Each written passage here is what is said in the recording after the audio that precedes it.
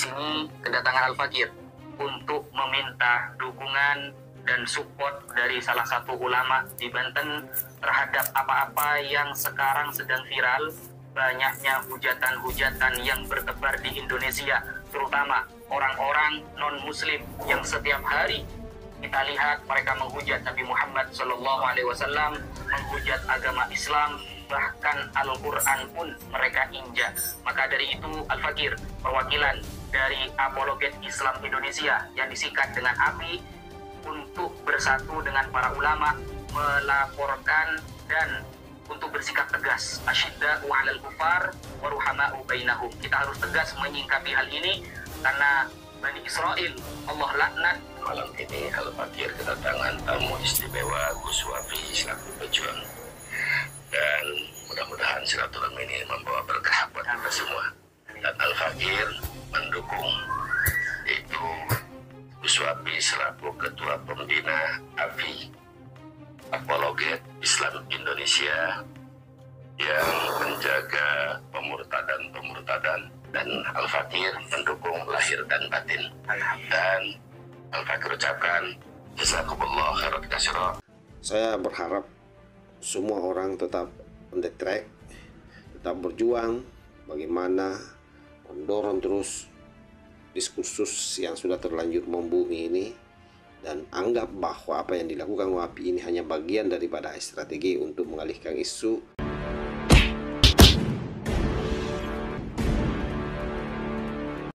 Gus Wapi ini ketemu dengan Buya Qurtubi ya. Nggak tahu gimana kabarnya ini Buya Qurtubi dengan bong atomnya, jangan-jangan sudah meledak dan kena muka sendiri. Selama ini kan kita tahu ya bagaimana kedua orang ini begitu sangat memusuhi Kiai Manudin Usman Al-Bantani dan seluruh pendukung ataupun orang-orang yang membantu speak up ke publik terkait dengan tesis Kiai Manudin Usman Al-Bantani yang merungkatkan nasab Klambalawi yang merupakan apa yang dilakukan oleh Gus Wapi yang mencoba ketemu dengan Buya Qurtubi dan membangun satu narasi yang sepertinya bagi kita semua ini sudah paham ya.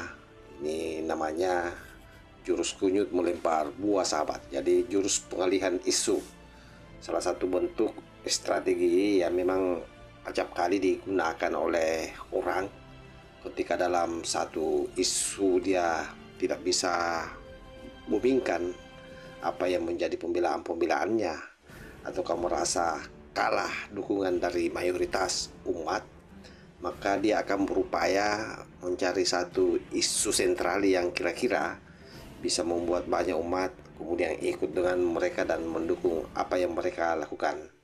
Padahal harusnya mereka-mereka ini sadari bahwa ketika pemilihan satu isu untuk mengalihkan isu yang sementara sangat panas, lalu masuk di isu-isu yang menurut saya ini adalah buang-buang waktu. Kenapa? Karena ini kalau bicara soal agama orang atau perdebatan soal akidah itu tidak akan pernah selesai. Dan itulah yang mencoba Gus Wapi akan dorong ke depan ini. Karena memang Gus Wapi ini memang beberapa tahun yang lalu ya, sebelum masuk diskursus nasab itu memang saya biasa temukan konten-kontennya itu berdebat dengan orang-orang yang tidak beragama Islam, atau artinya yang berbeda paham. Bukan lagi berbeda paham ya, tapi memang berbeda akidah.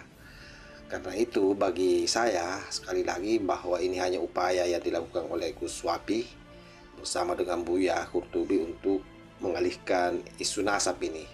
Yang kedua, targetnya adalah bagaimana supaya mendapatkan dukungan dari mayoritas umat Islam, bahwa orang ini berjuang mempertahankan agama Islam dan mengerem laju kristenisasi. Nah, tapi sekali lagi sahabat-sahabat sekalian, jangan terjebak dengan isu-isu yang sifatnya akidah ya, karena yang namanya isu-isu perbedaan akidah itu sudah sunnatullah dan tidak akan pernah ada selesainya. Karena itulah kenapa kemudian dalam sejarah kita dulu ada sahabat Nabi saja, ini sahabat Nabi saja ya, yang mau memaksakan anaknya untuk masuk Islam. Nabi itu sampai marah. Kenapa? Karena tidak boleh ada orang yang kemudian masuk dalam agama Islam ini tanpa kerelaan dari dirinya. Karena kenapa agama Islam itu adalah agama kemanusiaan, agama yang tidak pernah memaksa pemeluknya. Nah, orang-orang ini semua saya biasa ikuti konten-kontennya, ya kadang-kadang menyerang, dan serangannya itu kemudian dibalas oleh mereka yang dia temani berdebat. Akhirnya kemudian terjadi masalah. Jadi persoalan Gus Wapi ini, saya kira memang mereka kehilangan akal ya, tidak tahu lagi bagaimana mau menghadapi Kiai Manudin Usman Al-Bantani. Makanya kemudian ya ke depan ini dia akan mulai isu mau melakukan debat akidah dengan orang-orang yang berbeda agama dengan dirinya. Alasannya pasti untuk mengerem kristenisasi. Ini penting sahabat-sahabat ya, saya sampaikan bahwa apa yang dilakukan Gus Wapi ini namanya bermain di atas api. Berani mengambil resiko yang jauh lebih besar, yang pada akhirnya ini akan merugikan umat Islam. Kenapa? Karena itu tadi, persoalan akidah itu adalah merupakan keyakinan agama orang yang tidak bisa dipaksakan kepada orang lain.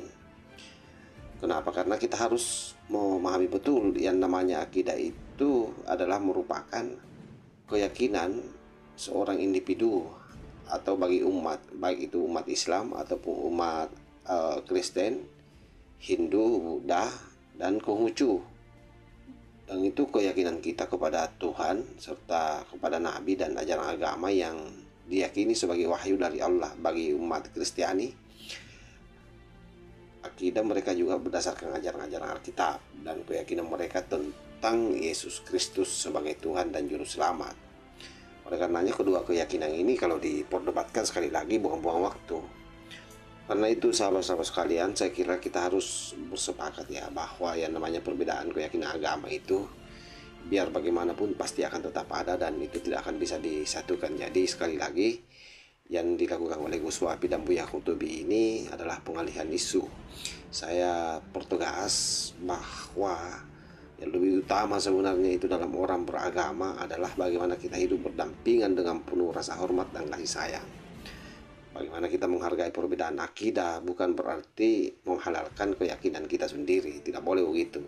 Nah, Wapi CS ini akan melakukan itu. Tetapi kenapa melakukan itu? Ya karena itu tadi, mencari simpati daripada orang-orang yang mendukung Kiai Imad yang notabene adalah orang Islam. Jadi kita harus menghargai perbedaan akidah, bukan berarti mengabaikan keyakinan kita sendiri. Tetapi mengakui bahwa setiap individu memiliki hak untuk memilih dan memeluk agamanya dengan bebas, tanpa takut dihina dan atau direndahkan. Oleh karena itu pilihan isunya Gus Wapi ini saya kira sangat tidak tepat ya. Karena pertama, diskusi soal keyakinan itu tidak akan pernah bisa menyelesaikan masalah. Jadi yang muncul itu justru pertentangan. Yang kedua, kenapa orang mau mendiskusikan hal-hal yang sifatnya sunatullah? Yang namanya keyakinan agama itu adalah merupakan sudah menjadi sunatullah di negara kita. Kita ini adalah negara yang berbhinneka tunggal ika, di mana para pendiri bangsa kita itu sudah memikirkan masa-masa kenapa kemudian mengambil Pancasila itu sebagai dasar negara, di mana seluruh agama bisa berhimpun di dalamnya. Apakah misalnya Gus Wapi ini menganggap bahwa para ulama-ulama, bahwa para kiai-kiai dulu kurang alim, kurang memahami persoalan-persoalan agama, sehingga memilih Pancasila? Yang Anda mau lakukan dengan memaksakan selalu berdiskusi soal akidah, keyakinan, itu sama saja Anda mau memaksakan bahwa agama Anda yang paling benar. Seharusnya kita menghargai agama orang tanpa abai terhadap keyakinan kita sendiri. Itulah yang disebut dengan saling menghargai dan saling menghormati. Sekali lagi sahabat-sahabat, dengan tampilan Wapi yang baru ini ke depannya melanjutkan apa yang pernah dia lakukan sebelum masuk diskursus nasab, kan dia dengan orangnya selalu berdiskusi dengan orang-orang non-Islam ya. Saya berharap semua orang tetap on the track, tetap berjuang bagaimana mendorong terus diskursus yang sudah terlanjur membumi ini dan anggap bahwa apa yang dilakukan WAPI ini hanya bagian daripada strategi untuk mengalihkan isu dan untuk mendapatkan dukungan. Allahul muwaffiq ila aqwamit thoriq. Wassalamualaikum warahmatullahi wabarakatuh.